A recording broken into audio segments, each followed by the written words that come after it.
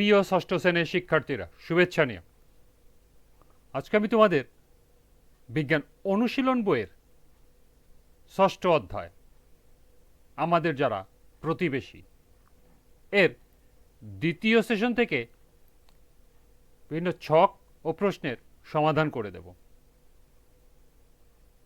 প্রথমে তোমাদের বলবো, যারা আমার চ্যানেলটি সাবস্ক্রাইব করো না তারা আমার চ্যানেলটি সাবস্ক্রাইব করবে এবং আমার সাথে থাকবে। তাহলে চলো আমরা ক্লাস শুরু করি। নিশ্চয়ই জানতে ইচ্ছে করছে তোমার বন্ধুরা বাড়ির আশেপাশে কোন কোন জীবের দেখা পেল। তাদেরকে দেখাও তুমি কত রকম জীবের দেখা পেয়েছ। এবার দলে আলোচনা করে সবার পাওয়া তথ্য একত্র করে একটা ছক তৈরি করে ফেলো। এবার দলে কাজ তো ক্লাসের বাকিদের সাথেও শেয়ার করা চাই। তোমরা সম্ভব হলে পোস্টার কাগজ বা অন্য যে কোনো উপায়ে সবার কাছে তোমার দলের পাওয়া তথ্য পৌঁছে দাও। সব দলের কাজ দেখার পর অনেকগুলো তালিকা তো পাওয়া গেল। এখন এই বড় তালিকায় তোমার সবচেয়ে প্রিয় জীব কোনটি? তুমি এই জীব সম্পর্কে আরো বিস্তারিত জানতে চাও? ক্লাসের সবাই যদি আলাদা আলাদা জীব বেছে নাও আর তাদের সম্পর্কে আরো বিস্তারিত তথ্য খুঁজে নিয়ে আসো, তাহলে কি দারুণ ব্যাপার ঘটবে ভাবো। তোমাদের অঞ্চলের বেশিরভাগ জীব সম্পর্কে তাহলে জানা হয়ে যাবে। শিক্ষকের সহায়তায় কে কোন জীব সম্পর্কে তথ্য সংগ্রহ করবে এ বিষয়ে সিদ্ধান্ত নিয়ে নাও। এখন তোমার বন্ধুদের সাথে আলাপ করে দেখো, কোনো জীব সম্পর্কে জানতে হলে তার কোন কোন তথ্য সবচেয়ে বেশি কাজে লাগবে। কি ধরনের তথ্য তোমরা পর্যবেক্ষণ করে খুঁজে বের করতে পারবে। যেমন কোনো জীবের খাদ্যাভ্যাস তার একটি বৈশিষ্ট্য হতে পারে।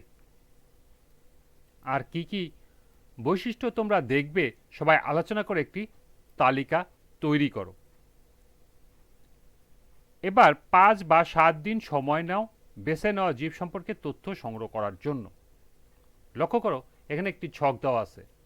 ছকে জীবের নাম, শারীরিক গঠন, খাদ্যাভ্যাস, বাসার ধরন, বিশেষ কোনো বৈশিষ্ট্য। তাহলে চলো এখন আমরা এই ছক সম্পর্কে তথ্য সংগ্রহ দেখি।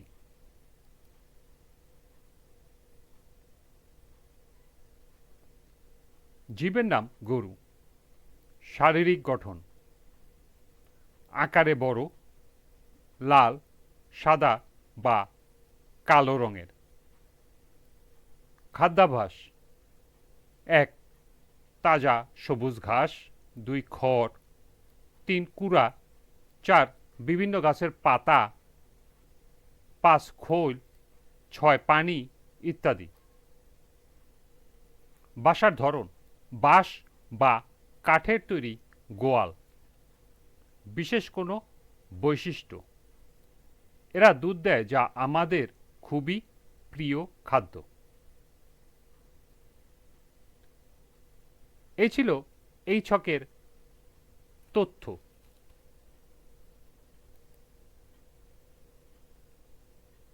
এরপরে তৃতীয়, চতুর্থ ও পঞ্চম সেশন। আজকের ক্লাসটি এ পর্যন্তই। আমরা পরবর্তী ক্লাসে তৃতীয়, চতুর্থ ও পঞ্চম সেশন সমাধান করে দেব। সবাইকে আবারও বলছি, যারা আমার চ্যানেলটি সাবস্ক্রাইব করো না তারা আমার চ্যানেলটি সাবস্ক্রাইব করবে এবং আমার সাথে থাকবে। সবাইকে আবারও শুভেচ্ছা জানিয়ে আজকের মতো আমি এখানেই বিদায় নিচ্ছি। আল্লাহ হাফেজ।